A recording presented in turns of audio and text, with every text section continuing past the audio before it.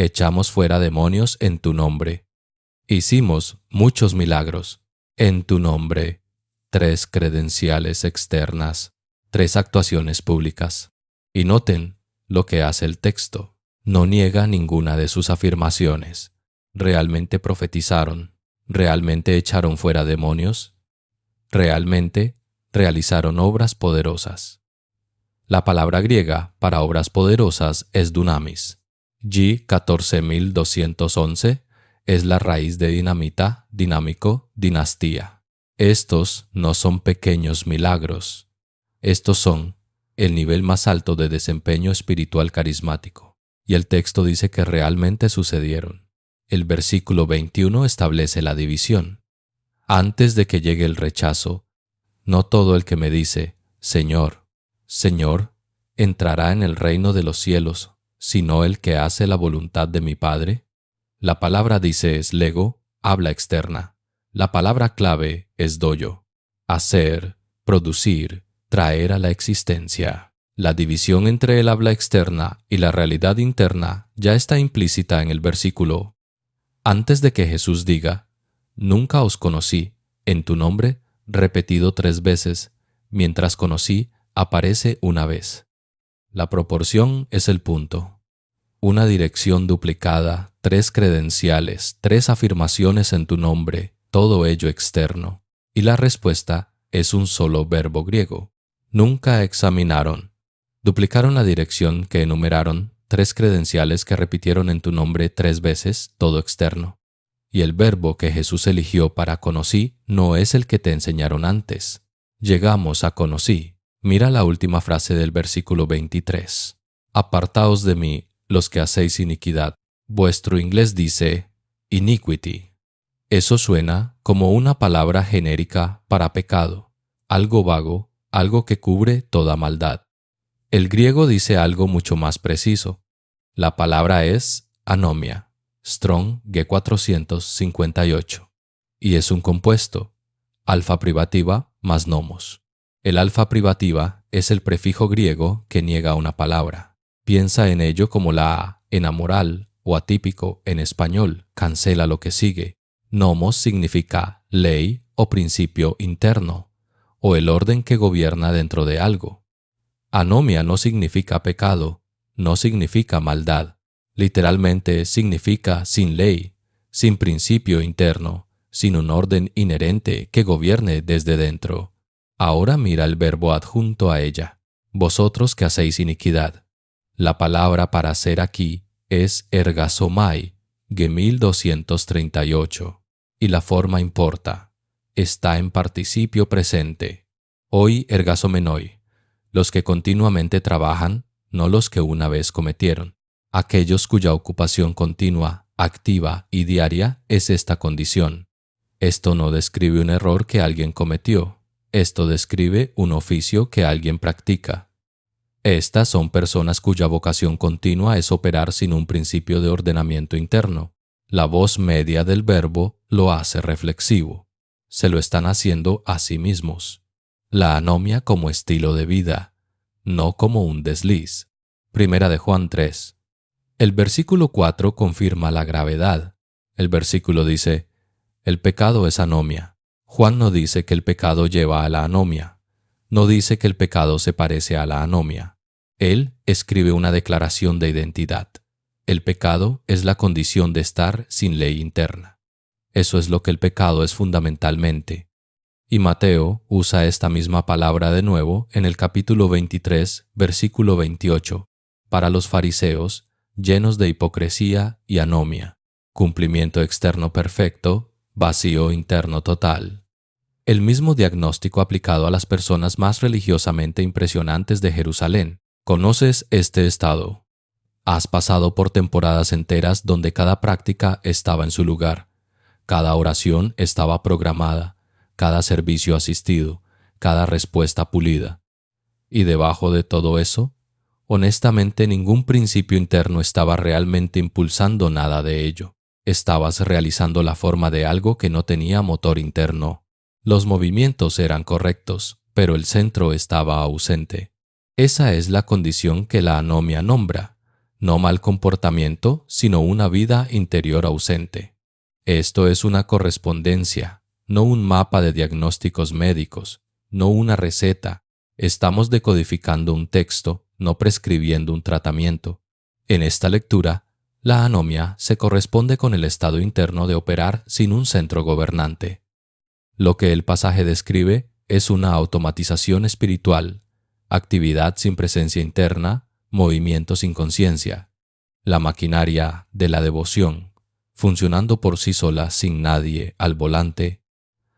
La anomia te da el diagnóstico, pero la palabra que lleva el verdadero peso en este versículo no es iniquidad, es anomia. Y la palabra griega que Jesús eligió para anomia no es la que usó en el otro. No sé si lo has visto. Hay 2 palabras griegas para no. Mateo eligió cada una deliberadamente. Antes de avanzar, hay una palabra en la primera mitad del versículo 23, que casi todo el mundo pasa por alto. Entonces les declararé. Tu inglés dice profess. Eso suena como una declaración, como un juez leyendo una sentencia. El griego dice algo que cambia por completo el marco de este pasaje de castigo a revelación. La palabra es homologeo, Strong G3670, y el compuesto es extraordinario. Homos significa mismo, logos significa palabra. Homologeo significa literalmente decir la misma palabra, hablar en acuerdo con lo que ya es real, expresar públicamente lo que ya existe como verdad. Aquí es donde la ironía cala hondo. Esta es la misma palabra usada para confesar a Cristo. Romanos 10, versículo 9.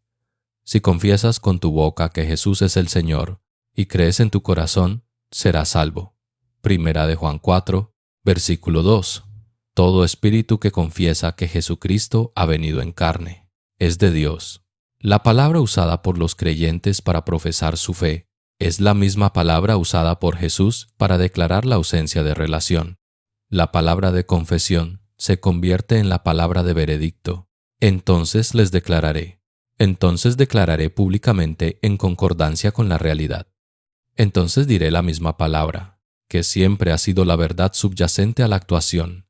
Entonces haré visible lo que era invisible. Esto no es una sentencia, es una revelación. Jesús no está emitiendo un nuevo veredicto. Está haciendo público lo que siempre fue el caso. Has tenido ese momento en que alguien finalmente dice en voz alta lo que todos ya sabían que era verdad. Una relación que había terminado hacía meses, un trabajo que había sido equivocado durante años, un compromiso que carecía de vida interior por más tiempo del que nadie quería admitir. Y el dolor no eran las palabras. El dolor era reconocer que la realidad detrás de ellas había estado allí todo el tiempo. Nadie creó nada nuevo al hablar, simplemente hicieron audible la verdad existente. Eso es lo que hace homologeo en este versículo, no un nuevo juicio, sino una expresión pública de lo que siempre fue la realidad interior. Ahora, mira lo que sigue a homologeo. El griego dice, odepta egnon haimas. Nunca en ningún momento te conocí de forma experiencial. O, depoti, es la palabra temporal negativa más fuerte disponible. No es ya no, ni dejé de hacerlo. Nunca en ningún momento, cero. El tiempo aoristo de egnon significa que esto no describe una relación que se agrió, describe una relación que nunca se formó. La conexión no se rompió, nunca existió. Y la palabra para nuevo no es una palabra genérica, es una palabra tan específica, tan cargada, que reescribe todo el versículo. En el momento en que veas lo que realmente significa, pero primero necesitas ver lo que no es, porque Mateo usó una palabra diferente para no en una escena casi idéntica, y esa diferencia es la clave que lo sella todo. Este es el punto culminante del pasaje. Todo se construye en torno a esta palabra. Tu Biblia en inglés dice, nunca te conocí, y la palabra conocí suena cognitiva. Suena a conciencia, como si Dios estuviera diciendo, no estaba al tanto de tu existencia, o quizás no te reconocí cuando te acercaste. De cualquier manera, se registra como algo informativo, un hecho sobre la percepción. El griego demuele esa lectura por completo. La palabra es ginosko, Strong G 1097. Aparece 222 veces en el Nuevo Testamento y su orientación central no es la conciencia cognitiva, sino el encuentro experiencial. Llegar a conocer a través de la experiencia personal directa, conocer de manera íntima y relacional a través de la participación mutua en la realidad de otra persona. El griego tiene una palabra perfectamente buena para el conocimiento cognitivo. Es oida, Y492. Oida significa ver con el ojo de la mente, percibir mentalmente, comprender a través de la aprehensión intelectual. Piénsalo así. En alemán hay dos palabras para saber o conocer. Wissen significa saber un hecho. Kennen significa conocer a una persona. Tú wissen que Berlín es la capital de Alemania. Tú kennen a tu madre. Las dos palabras describen operaciones de la mente completamente diferentes. Ginosko es kennen, oida es wissen. Y aquí está la clave que lo sella. Mateo 25, versículo 12, la parábola de las 10 vírgenes. El novio llega a medianoche y dice a las vírgenes necias: no os conozco. Mismo evangelio, mismo autor, mismo tipo de escena de rechazo, misma situación dramática, pero la palabra es oida, no ginosko. Mateo usó ginosko en el capítulo 7, versículo 23, y oída en el capítulo 25, versículo 12. Mismo escritor, mismo evangelio, dos escenas de rechazo diferentes, dos palabras griegas deliberadamente distintas. Ginosko abarca un rango en el capítulo 25, versículo 24. Un siervo dice: sabía que eras un hombre duro, usando ginosko para un conocimiento de primera mano, experiencial, del carácter del amo. Ese es el territorio de la palabra. No hechos abstractos, sino conocimiento adquirido a través de un encuentro personal directo. Y eso es exactamente lo que hace que su negación en el versículo 23 sea tan devastadora. Nunca, en ningún momento, tuve ese encuentro experiencial contigo. Eso no es un accidente, es una elección. Ahora, aquí es donde la verdad sale a la luz. Abrid vuestra Septuaginta en Génesis 4, versículo 1. Adán conoció a su mujer Eva y ella concibió. La palabra griega que los traductores de la Septuaginta eligieron para conoció en ese versículo es ginosko. El hebreo detrás es yada, H345. Yada aparece 946 veces en el Antiguo Testamento. Más de 490 de esas ocurrencias son traducidas por ginosko en la Septuaginta griega. Estas dos palabras son funcionalmente la misma palabra en dos idiomas. Cuando el Génesis dice que Adán conoció a Eva, está describiendo el acto más completo, más vulnerable, más íntimo de mutua revelación entre dos seres humanos.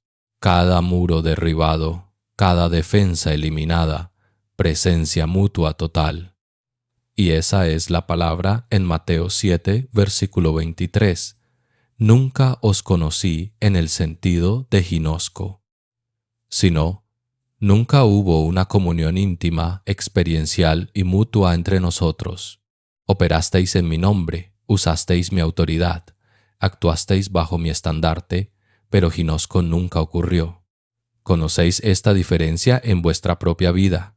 Conocéis a personas de las que tenéis información y a personas con las que tenéis comunión. Podéis recitar hechos sobre alguien, saber su cumpleaños, su trabajo, su historia. Eso es oida. También podéis sentaros frente a alguien en presencia total, donde no se necesita ningún hecho, porque se intercambia algo más profundo que la información. Eso es ginosko. El pasaje dice que nunca hubo ginosko, no que nunca hubo oida. Juan 17, versículo 3 lo lleva más allá. Jesús ora: esta es la vida eterna, que te conozcan en el sentido de ginosko a ti, el único Dios verdadero, y a Jesucristo a quien has enviado. La vida eterna no es un lugar al que llegas, no es una recompensa que ganas. Se define como Ginosco, un conocimiento íntimo y experiencial de lo divino, la misma palabra. Y en Jeremías 1, versículo 5, en hebreo, antes de formarte en el vientre, te conocí, Yadad. El conocimiento de Dios sobre Jeremías antes de nacer no es conciencia. Es una elección pactual, íntima, electiva, la misma familia de palabras, el mismo peso, la misma profundidad. Esto es correspondencia, no una afirmación médica, un mapa, no una receta. Estamos decodificando un texto, no prescribiendo un tratamiento. En esta lectura, ginosco se corresponde con la experiencia interna de comunión frente a la actuación, presencia frente a presentación. El pasaje no describe un control de acceso divino en esta lectura. Describe la ausencia total de un conocimiento mutuo interno, a pesar de una actividad religiosa externa máxima. Las personas en el pasaje no están siendo rechazadas por hacer cosas malas. Se les dice que, a pesar de hacer cosas correctas impresionantes, lo único que importa, ginosco, nunca ocurrió. Ginosco reescribe el versículo entero, pero también reescribe todo el sermón, porque el sermón del monte no comienza con reglas, sino con las bienaventuranzas, estados internos, y termina aquí con ginasco. La pregunta es si ese arco es una coincidencia o si Mateo lo construyó a propósito. El sermón del monte comienza en Mateo 5, versículo 3. Bienaventurados los pobres en espíritu, porque de ellos es el reino de los cielos. Ese es un estado interno, no un mandato, no una regla, no un punto de acción. Es una descripción de una condición interior. Y es lo primero que Jesús dice en la enseñanza continua más larga de los evangelios. Él comienza con lo interior. Cada capítulo que sigue lleva la enseñanza más hacia adentro. El asesinato se convierte en ira en 5, versículo 22. El adulterio se convierte en lujuria en 5, versículo 28. La oración pública es reemplazada por el aposento secreto en 6, versículo 6. El ayuno se vuelve invisible en 6, versículo 18. La ansiedad es reemplazada por la confianza en 6, versículos 25 al 34. El Padre Nuestro se encuentra cerca del corazón temático de todo el sermón en 6, versículos 9 al 13. El acto más interno de todos, en el centro de la enseñanza. Todo el sermón toma sistemáticamente cada mandato ético externo y lo reubica dentro del ser humano. Y luego llega aquí, Mateo 7, versículos 22 al 23. Personas que realizan una religión externa espectacular, profecía, exorcismo. Dunamis es el máximo currículum posible de logro espiritual externo, y la respuesta no es, hiciste las cosas equivocadas. La respuesta es, nunca os conocí. El sermón comienza con un estado interno que concede acceso al reino. Termina con una ausencia interna que resulta en la exclusión del reino. Esa no es una disposición aleatoria, eso es arquitectura. Mateo 7:15 es la bisagra estructural. Guardaos de los falsos profetas que vienen a vosotros con vestidos de ovejas, pero por dentro son lobos rapaces. La palabra es esotén, interiormente, la misma raíz que esotérico. El sermón se ha estado dirigiendo hacia la división entre lo interno y lo externo durante 12 versículos, antes de que llegue el nunca os conocí. La prueba del fruto en 7:16-20 enseña que lo que crece hacia afuera revela lo que existe hacia adentro. Un buen árbol no puede dar malos frutos. Un árbol malo no puede dar buenos frutos. Lo externo es un índice de lo interno. Y luego, 7:22-23 presenta el caso más extremo y desorientador. Personas cuyo fruto externo parece espectacular. Profecía, exorcismo, milagros, pero cuya realidad interna es anomia, sin ley interna, sin un principio inherente. Lo externo y lo interno están en total contradicción. Ahora observen cómo convergen los hilos. Anomia del segundo capítulo de esta decodificación, la condición de operar sin un principio interno. Homologio el tercero, la declaración pública de lo que siempre fue verdad. Gnosco del cuarto, el conocimiento experiencial íntimo que nunca ocurrió. Las tres palabras confluyen en 2 versículos. En el clímax del sermón más largo de los evangelios, el diagnóstico es anomia, el mecanismo es homologio, y la ausencia nombrada es ginosco. Y el siguiente pasaje es el de los constructores sabios y necios, Mateo 7, versículos 24 al 27. Uno oye y hace, el otro solo oye el hacer sin un ginosco interno. ¿Es la anomía que el pasaje nombra el oír sin transformación interior? Todo el sermón se ha estado construyendo desde las bienaventuranzas. Usted ha leído el Sermón del Monte como una lista de instrucciones morales.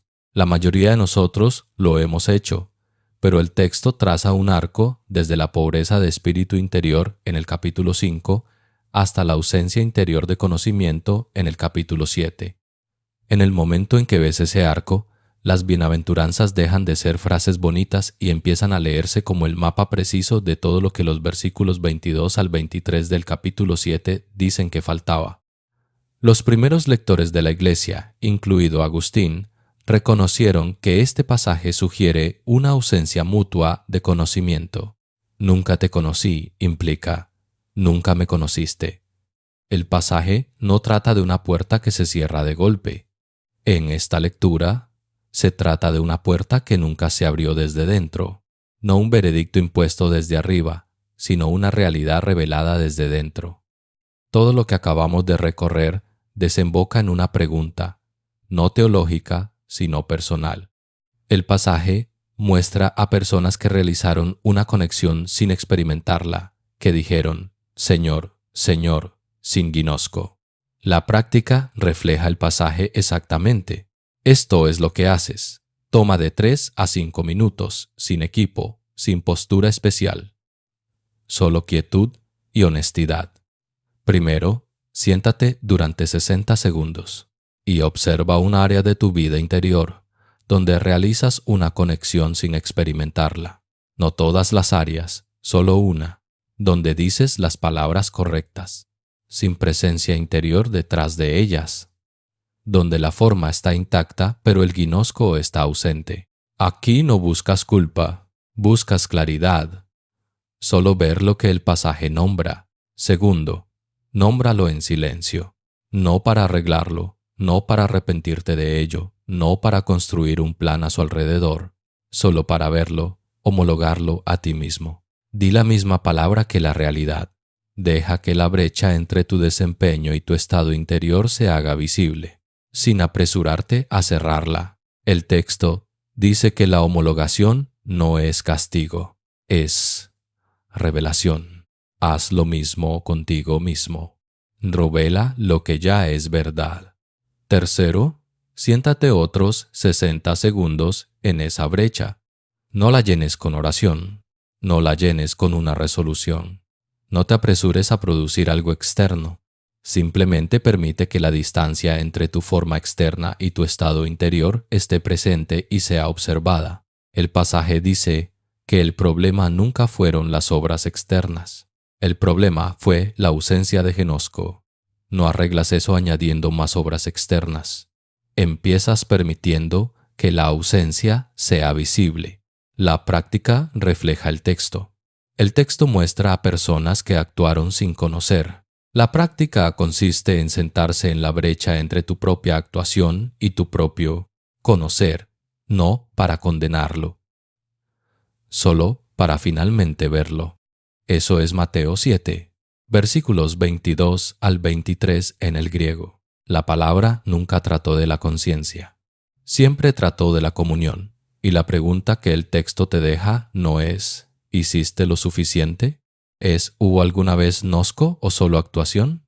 Si esto cambió tu forma de escuchar, nunca lo supe. Reflexiona sobre ello. El texto ha estado esperando.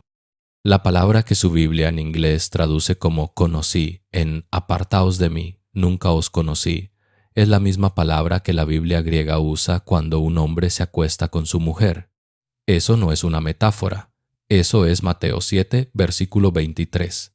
y la palabra aparece 222 veces en el Nuevo Testamento. Una y otra vez conlleva el sentido de un encuentro personal y experiencial, no de una mera conciencia, no de un simple reconocimiento, sino de comunión. Entonces, si Jesús tenía una palabra griega perfectamente normal para la simple conciencia, una palabra que usa en otros evangelios para el mismo tipo exacto de escena de rechazo, ¿por qué eligió esta palabra en su lugar? Y la frase que su traducción vierte como obradores de iniquidad al final de ese versículo no es en absoluto una palabra genérica para el pecado. Es un compuesto que literalmente significa sin ley interna. Recorreremos versículo por versículo el griego de Mateo 7, versículos 22 al 23. Veremos lo que realmente conlleva ginosco. La arrastraremos hasta Génesis 4, versículo 1, y hacia Juan 17, versículo 3. Y decodificaremos por qué la palabra traducida como profesar literalmente significa decir la misma palabra. Luego, una práctica de 3 a 5 minutos construida a partir de la frase «Nunca os conocí», diseñada para llevarte de saber sobre el pasaje a sumergirte en él. La escena se abre en Mateo 7, versículo 22. Muchos me dirán en aquel día, «Señor, Señor, ¿no profetizamos en tu nombre, y en tu nombre echamos fuera demonios, y en tu nombre hicimos muchos milagros?» Noten la duplicación, Señor, Señor, Kyrios, Kyrios. Eso no es casual. En la tradición literaria hebrea, duplicar un nombre señala urgencia e intensidad. Abraham, Abraham en Génesis 22. Moisés, Moisés en Éxodo 3. Marta, Marta en Lucas 10. Simón, Simón en Lucas 22. Cada vez que un nombre se duplica en las Escrituras, el que habla está desesperado y es sincero. Estas personas no están fingiendo. Dicen cada palabra en serio. Ahora observen la repetición. En tu nombre aparece 3 veces. Profetizamos en tu nombre.